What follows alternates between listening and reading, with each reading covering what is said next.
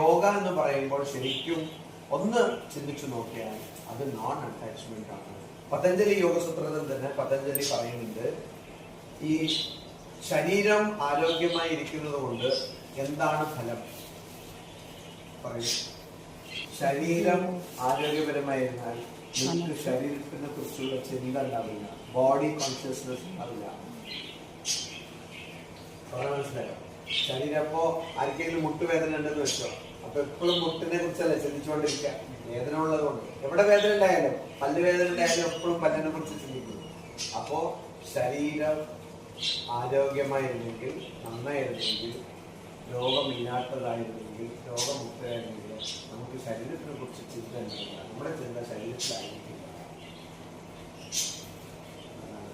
അപ്പൊ അതുകൊണ്ട് ആരോഗ്യമാണ്. രോഗമുക്തരായിരിക്കണം എന്ന് പറഞ്ഞാൽ നമ്മുടെ മുഴുവൻ ശ്രദ്ധയും ശരീരത്തിലേക്കല്ല കൊടുക്കുന്നത്.